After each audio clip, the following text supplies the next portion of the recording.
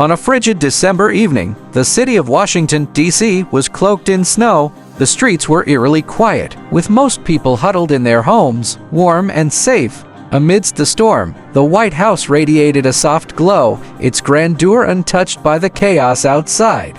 Inside the Oval Office, President Donald Trump sat in a high-backed leather chair, flipping through a stack of briefing papers, though his attention drifted to the large windows, where snow swirled relentlessly against the glass. "Mr. President, I really think you should call it a night," said one of his aides, standing hesitantly by the door. "Snowstorms don't bother me," Trump replied, gesturing dismissively. "You know, some people, they hate snow, but I've always loved it. Reminds me of New York. Tremendous city. Great people." He leaned back in his chair, staring out the window. "But you're right. I'll take a drive. Clear my head. Always clears my head." Minutes later, bundled in a long coat and wearing his signature red hat, Trump stepped into the backseat of an armored SUV. The streets were nearly empty as the convoy crawled through the city. The world outside was a blur of white and dark shadows, the silence punctuated only by the crunch of tires against snow. As they passed a park on the outskirts of the city, Trump caught a glimpse of a figure hunched against a bench. Even through the frost-covered glass, the sight struck him, a man wrapped in layers of tattered clothing, trembling as the snow piled up around him. "Stop the car," Trump said suddenly, leaning forward. "Sir?" The driver replied, uncertain. "Stop the car. Right now. That guy looks like he needs help.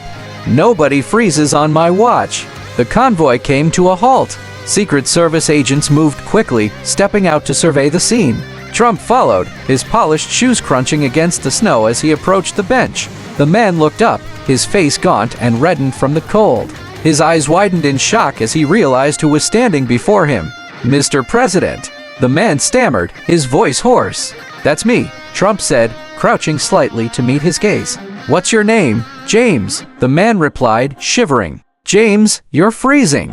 This isn't good. Terrible conditions. Worst storm we've had in years, they're saying. But don't worry, we're going to take care of you. You're coming with me." The Secret Service agents exchanged uncertain glances. One of them stepped forward. "Mr. President, with all due respect, this isn't secure.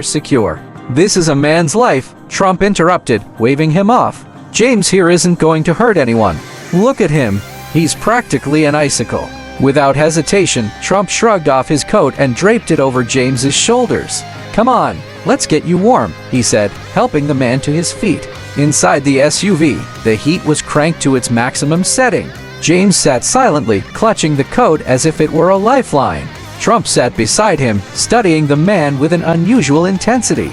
"How did you end up out here, James?" he asked. James hesitated, his voice barely above a whisper. "Lost my job a few years ago. Factory closed.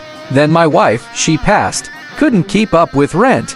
One thing led to another. Here I am." Trump nodded, his expression thoughtful. "You worked in a factory? Hard work. Real work. People don't understand how much this country runs on guys like you. It's a disgrace, the way we've let factories close. I've been saying it for years. We need to bring jobs back. Real jobs. Not these tetchy things. Factories, steel, things you can touch." James blinked, unsure how to respond. I just didn't think anyone cared." "Of course we care," Trump said firmly. "You've got to know that. People like you built this country, and we're going to get you back on your feet. Watch me. You'll see." The SUV pulled into the White House gates, the staff scrambling as the president escorted James inside.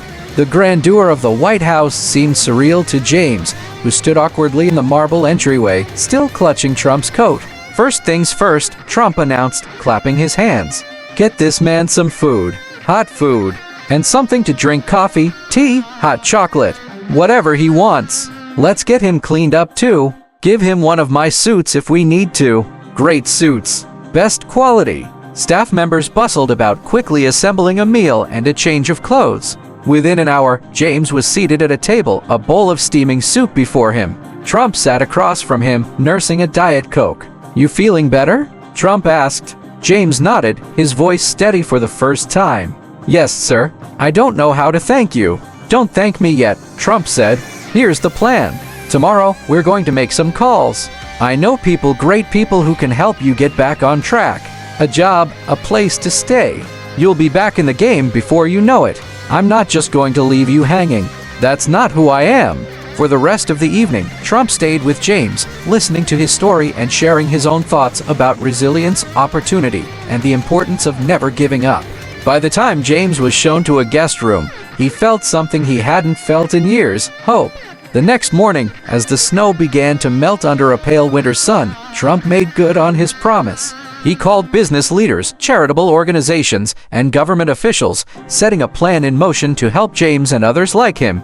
The story of the president stopping to help a homeless man in the snow quickly spread, capturing the attention of the nation.